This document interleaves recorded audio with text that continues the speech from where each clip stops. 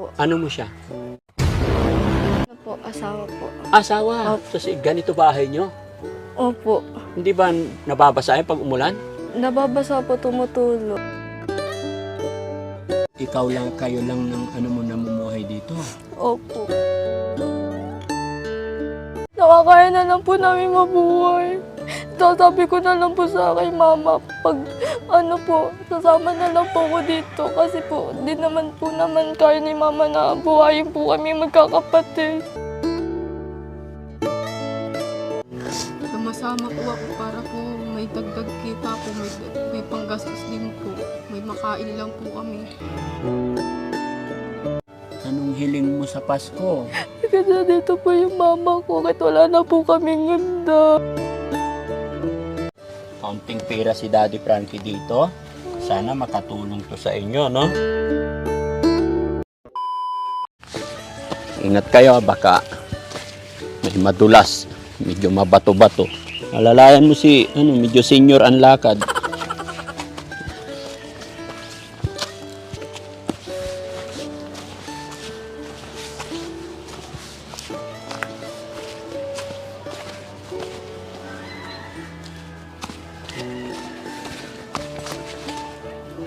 Yan na yung may bahay, oh. Kubong-kubong. May nakatira kaya dyan, men? Ha? Tignan natin kung may nakatira.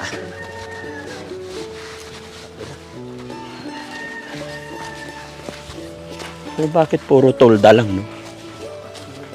Bundok talaga dito, no? May tao. Tao po. Tao po. Hi, hello. Hello po. Kayo nakatira dyan? Opo. Pwede pumasok? Ay, sige po. Ay, tara pa.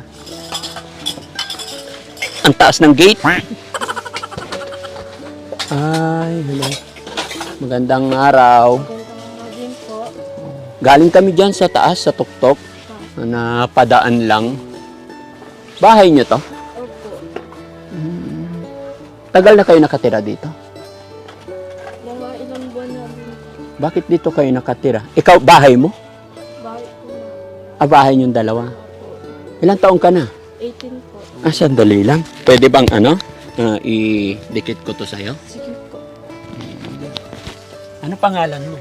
Rachel po. Rachel. 18 years old. Opo. Siya, kapatid mo? Hindi po. Ano mo siya? Para ano po, asawa po. Asawa. Opo. Sorry. Kinakasama po. Kinakasama. Asawa na. Opo. Anak mo. Kapatid ko po. So, ganito bahay nyo? Opo. Hindi ba nababasa pag umulan? Nababasa po, tumutulo. Na tumutulo. Opo. Bakit ang dami yung ang daming balot? Po, kasi po wala po kami mga lalagyanan po eh. Lalagyanan. Lahat po mga nakuha din po sa dam site. Tapos, sinong gumawa ng bahay? Kayo? Kami lang po dalawa.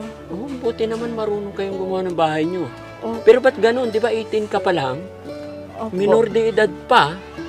Wala po ka sa ano din po sa hirap po. Ano ba hanap buhay nyo? Sa dam site lang po. Namamasura. Opo. Kasama mo siya. Opo. Ano pangalan? Nene. Ah? Nene po. Nene. Huwag mo sana mamasamain. Tumboy. Ano? Opo. Oh, sorry sa word na yun, ha? Huwag kang magal. Pwede bang Ay, sige po. Maabala ko na kayo. Pwede bang kausapin ko kayo? Opo. Po kayo rito? Sige po. Di po po. Oh, sige. Sige na, okay lang. Huwag mo na linisin. Sanay Sige kami po. dyan. Ay, lapit ka dito. Magtabi kayong dalawa. Maganda. Ayan, sige, diyan kayo. Ayan, para hindi maaarawan. Ayan, mga kababayan, tignan niyo po yung bahay ng mag-asawa na natagpuan natin dito sa bundok. Ayan. Tapos si ate, kumusta ka natin? Ba't ang tahimik mo? May problema ka? Tabi ka dito? Ano mo siya? Kapatid po, bunso. Kapatid. Ilan kayo magkakapatid? Ano po, 7. Pinaampon po yung baby. Pinaampon yung bunso? Sa sobrang kahirapan po, tas nasabayan pa po ng pagkapatay ng tatay po namin. Namatay ng tatay nyo? Cardiac attack po. Asan ang nanay nyo? Sa Bulacan po. Kasama po yung kapatid ko pong isa. Tapos dito, kayo lang ng namumuhay dito? Opo. Nakakaya naman po eh. Sa pangangalakal ba? Opo, sa pamamasura po. Ikaw, nakapag-aral ka? Nag-aaral ka ba? Opo, 2 po kami. Kaso po, 1 araw lang po sa 1 linggo. Ang? Pagpasok po. Ay, ba't gano'n? Kasi po, mahal din po kasi po masahe po eh. Saan ka nag-aaral? Sa Teresa po, elementary. Anong grade ka na? Panggaba po, ALS po. Ha? ALS po. Ano ibig sabihin nun? Yung mga hindi po nakapag-aral po ng matagal, Oo. para doon natin po mag-ano sa ALS pa diretso po. Para makahabol. Opo, makahabol po. Paano nangyari? Bakit magkahiwalay kayo ng nanay mo? Tapos pwede ba ikwento mo sa akin ano ang buhay ninyo? Kasi po, simula po nung namatay po yung tatay ko, kumbaga po parang watak-watak na po kami magkakapatid dahil sa kahirapan. Yung nanay ko po, nag-extra po maglabandera, kasama po ako noon. Hanggang sa po, wala naman po kami permanenteng bahay na nakikitira lang po kung saan sa mga kapitbahay po. Then ayun po.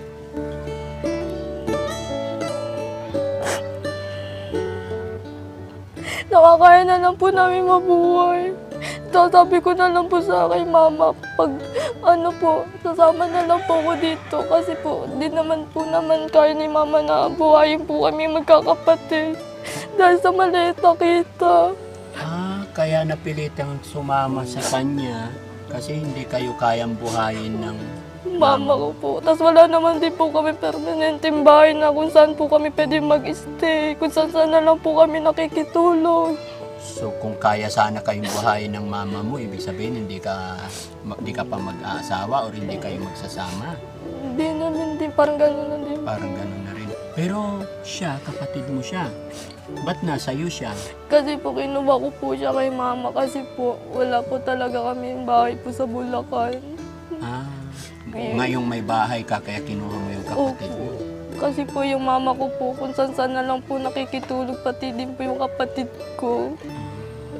Napakabait mo naman kapatid mo. Naawa na din po kasi ako sa mama ko eh. Di sana dito na rin matulog yung mama mo para may bahay siya. Ayun nga po kasi pamasahe lang po yung problema. Wala din naman po kami maibigay doon kasi hindi pa po sapat yung pinagkukuha po namin sa pangangalakal. Sakto lang po sa pagkain. So ibig sabihin, 2 kayo nangangalakal. Opo. Okay naman sa mama mo. Anong sabi ng mama mo nung nalaman yung magsama na kayo? Okay lang naman po. Dahil sa kahirapan. Opo. Si ate naman. Ate, kumusta ka na? Okay lang po. Ano pangalan mo? Rage po.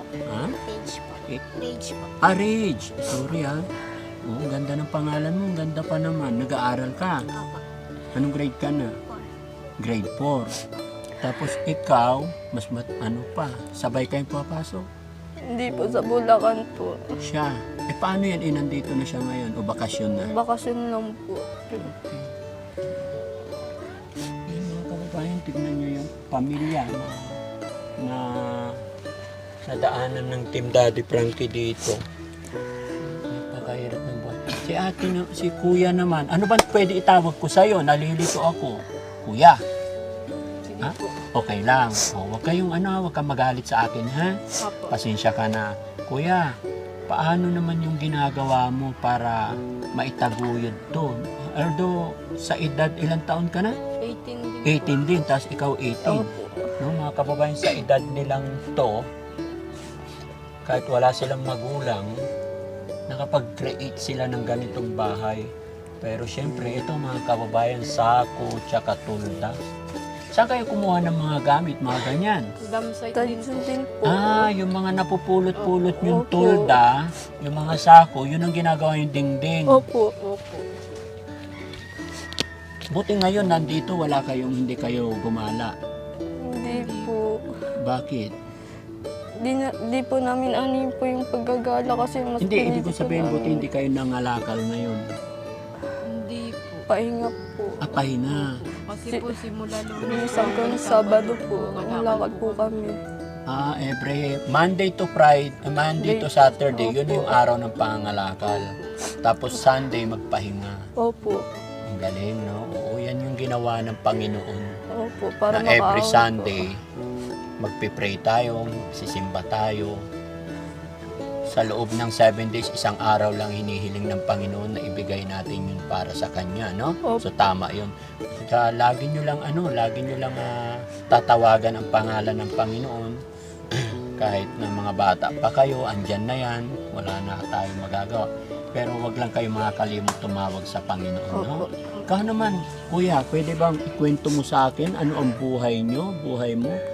Paano mo na imamanage na ganito tapos parang may instant anak na kayo, no? Mahirap po pero pinipilit ko kayanin. Okay lang, idikit ko sa ito po. Okay? Sige, kwento mo nga yung buhay mo, buhay nyo. Pinipilit po kayanin para po sa amin. Para po sa ano namin buhay. Minsan po, umakit kami ng damsite. Minsan, hindi pa po sapat yung kinikita namin. Minsan, kulang pa po. Minsan, wala po kami panggastos. Wala po kami ano dito. Hindi, ano po. Lalo po sa sobrang hirap. Minsan po, may extra ako sa mga ano, sa mga naghahanap po ng pwedeng sumama na magtrabaho. Sumasama po ako para po may dagdag kita po, may panggastos din po. May makain lang po kami.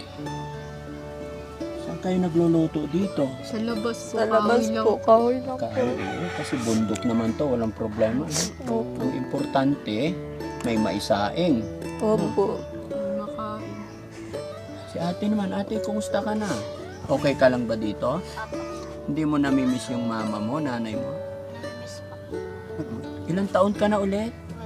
12. Pero bakit ang payat niya? May mga bukol po siya dito. Ha? Bukol. May bukol ka, may sakit. Bakit may bukol? Ano po, sabi daw po kasi nung mama ko, tumubo na lang daw po. Pero po may x-ray daw po siya kasi marami daw po, mamalilit daw po yung bukol. May maliliit na bukol si Inin. Tingin sa... Pero hindi pa halata. Hindi pa Sa po x-ray ano lang to. nakita. Opo. Maliliit pa naman daw po. Pero kahit na dapat habang maliliit pa, maagapan na. No?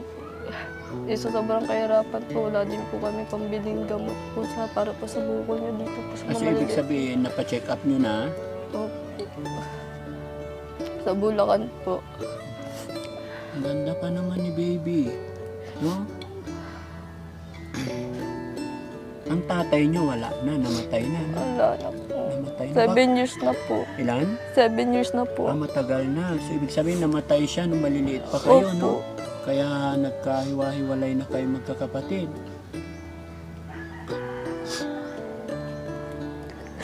Paano yan? Magpapasko pa naman, no? Opo. Namimiss na nga po namin yung tatay po namin eh. Namimiss mo ng tatay mo. Naiingit nga po ako sa iba eh. Sila po may natatawag po silang tatay. Samantalang po kami wala. Nakatingin lang po kami. So mula nung namatay ang papa nyo, nagkahiwa-hiwalay kayo. Opo. Yung mga kapatid mo, mga ilang taon na sila? 21 po. 21 yung panganay. Opo. So ikaw, pangatlo ka? Pangatlo po. Pangatlo ikaw, 21, 20, tapos 18. Parang Opo. ganun. May asawa na yung mga kapatid mo. Wala po na sa malalayong lugar po. Tapos napansin ko pa, ayun, butas. Pag humangin, Opo. talagang kita na. Pag Kita. umulan, talagang malamig, no? Tumutulo po. Tumutulog Lahat po. pati. Tapos paano kayo higa dito, lubak, ibig sabihin, no? Pinagtagpi-tagpi lang na plywood, talagang, yun, ayon sa kanila mga kababayan, ito'y napulot lang nila sa basurahan, sa dam site, kaya pinag-iipon-ipon, no? Opo. Tapos wala talagang mga gamit. Saan kayo nag-iigib dito? Sa pinakababa po. Sa baba. Opo. Malayo, no? Malayo po talaga. Tapos, ang CR, Wala po. wala. Paano kayo mag-CR? Ano po, minsan po at minsan po nakikisiar sa Kapitbahay po. Yung mga kababayan, ilan na po yung napuntahan naming bahay dito.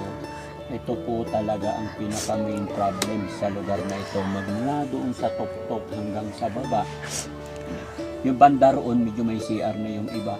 Pero dito sa area na to talagang wala silang CR. So yun yung pag-iisipan muna. Unang pag-iisipan ng Daddy Frankie team. Bigay man lang tayo kahit CR lang muna. Kung mapapansin yung mga kababayan, lahat po ng ating mga kababayan dito, ganito talaga yung bahay nila. Dahil sa kahirapan ng buhay. At pansin ko mga kababayan, halos karamihan dito ang hanap buhay talaga mamumulot sa dam site po sila lahat, no? Opo. Tapos ayun na. So tabi-tabi kayo. Ayan, nandyan na rin pala yung mga kumutunan nyo, no? Opo, nakuha din lahat po sa dam site. Paano yun nilalabahan nyo pa? Opo, sa balon po. Lalabahan nyo sa balon? Opo. Mahirap, pero okay naman, masaya naman magkasama. Opo, masaya naman po. Kahit ganito lang po kami, masaya po. Paano ngayon, magpapasko na? Anong hiling mo sa Pasko? Yung hiling ko lang po sana na makompleto po lahat kami magkakapatid. Tapos nandito po yung nanay ko kahit wala na po handa. Basta kompleto lang po kami.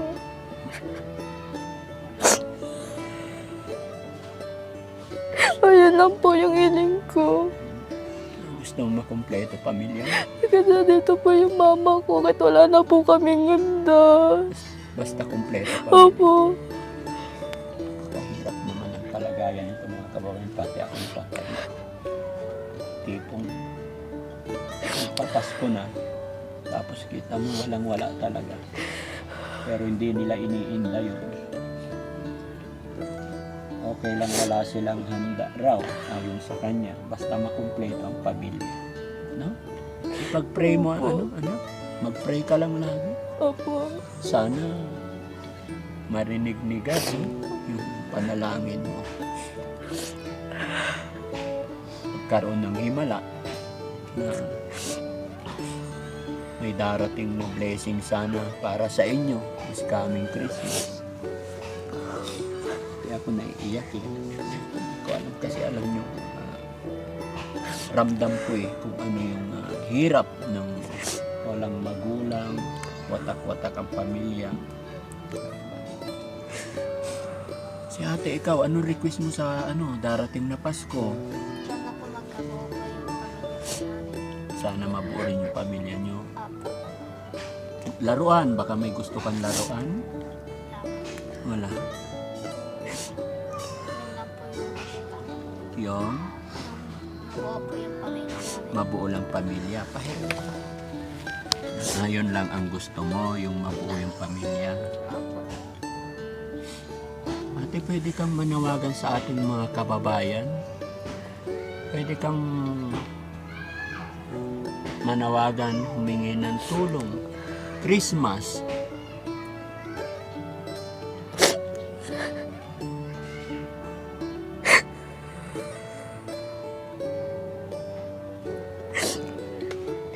Hindi ko po mabigay na umiyak. Okay lang. Kung ano man yung nararamdaman mo, ano yung nandito sa dibdib mo, huwag mong kikimkimin yan, anak. Ilabas mo lang. Iiyak mo lang. Pagkatapos nating umiyak, wala na tayong problema, di ba?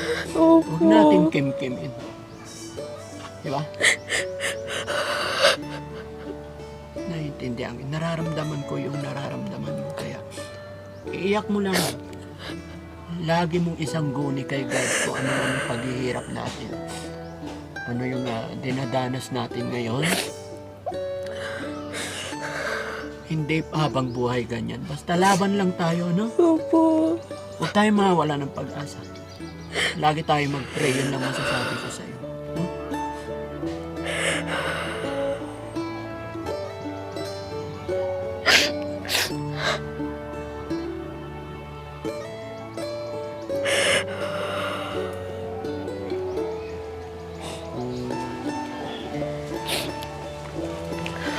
Pati ako naiyak din eh. Hindi ko inaakala na sa bahay na ito mga kababayan. na sobrang hirap ang pinagdadaanan ng mga kababayan natin dito. So wala ka na bang hiling sa Pasko na darating? Wala lang po, na makompleto lang po yung pamilya ko, tapos natito yung mama ko. Ayun lang po, masaya na po ako sa hiling ko po nun. Sige. Ayan, walang kung saan at paano ko sasabihin. Itong bidyong ito, i-upload namin, okay lang sa inyo. Baka sakali may mga makatulong, ha? Baka may makapag-abot ng kaunting tulong this coming Christmas. Pagka may nagpaabot ng tulong para sa inyo, babalik agad ako rito. No? Opo. Pero sa ngayon, kahit anuman, bibigyan ko na lang kayo ng panghanda nyo sa Christmas para kahit ano. Pero pag-pray natin, sana magsama-sama kayo, no? Makapagluto. Tapos yun, problema talaga dito mga kababayan, yung CR talaga nila. Ate, okay ka lang? Ang tahimik ni ate, no? Okay ka lang? Anong ulam nyo kanina? Nag-lunch na kayo? Opo, galing lang po sa kapitbahay. Binigyan po kami ng kapitbahay. Binigyan kayo. Opo. Bakit di kayo nagluto? Wala po ano po eh. Walang pambiling ulam. So mamayang gabi, mamayang hapunan, anong plano nyong uulamin? Aakit na lang po ng bunta, kukuha na lang po ng gulay. Para po tipid. Tipid po. Kukuha kayo ng gulay sa bundok para Opo. makatipid. Marunong naman kayo magluto, ano? Opo. Sige.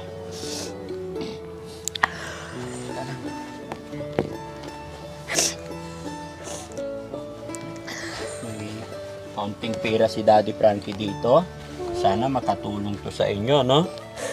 Basta yung sinasabi ko, wag lang kayo mawala ng pag-asa. Opo. Laban lang.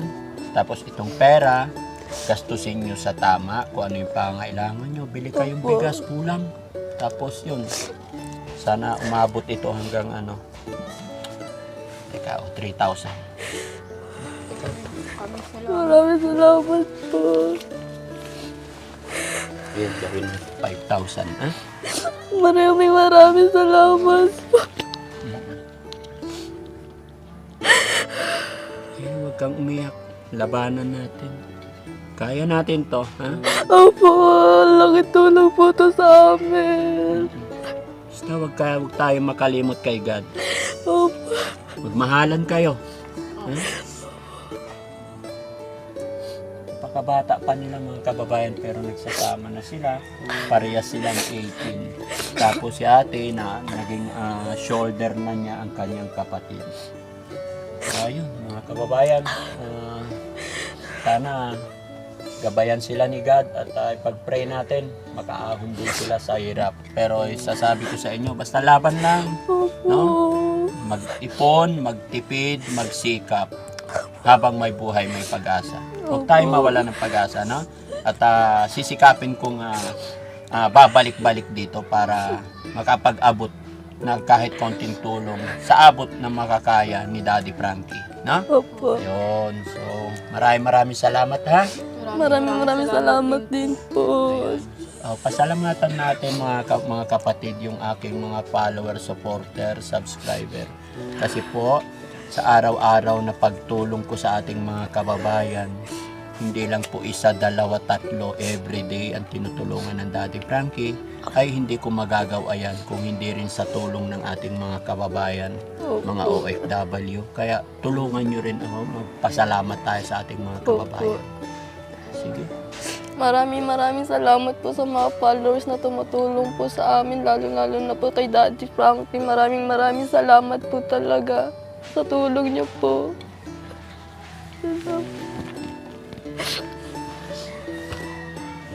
Maraming salamat po sa followers ni Daddy Frankie. Sana po matulungan niyo pa po yung ibang kagaya po namin. Hanggang po.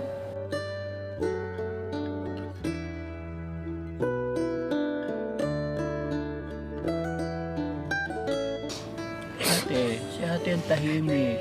Anong masasabi mo, ate? Ikaw ate, gusto ko marinig yung yung side mo. Ano yung nararamdaman mo ngayon? Nahihirapan ka ba? Nahihirapan po. Bakit ka nahihirapan? Kasi po ganito po yung sitwasyon po namin. Gaano kahirap yung nararamdaman mo? Sobra po. Sobrang hirap. Opo. So, nandito ka lang sa bahay. Anong ginagawa mo? Anong pinagkakaabalahan mo? Naglilinis po ng bahay, tapos po nag-uurong. Nag-uurong, pumapasok. Buti hindi ka pa pumupunta sa dam site. Hindi pa po. Hindi pa, oo. Mag-aaral ka ha? Opo. Sige, pilitin mo mga pag-aral ha? Opo. Sige, salamat sa inyo ha. Pasensya na sa abala. Salamat at nakilala ko kayo. Maraming Salamat din. po. So ayan mga kababayan, mga kabarangay, maraming salamat na naman po sa araw na ito. Ginabayan tayo ng Panginoon kahit na malayo ay talagang nararating natin itong mga kababayan natin dito sa bundok. At nakapag-abot na naman tayo ng kaunting tulong pinansyal. So mga kababayan, walang humpay na pasasalamat ni Daddy Frankie sa inyong lahat po. Lahat po ng mga taong tumutulong, lalong-lalo na sa ating mga kababayan OFW. Laging sinasabi ni Daddy Frankie, hindi ko magagawa ito kung hindi rin po sa inyong tulong, hindi sa inyong pag-share ng mga videos natin. Kaya maraming salamat po. Mabuhay po tayong lahat and God bless po. Love you all.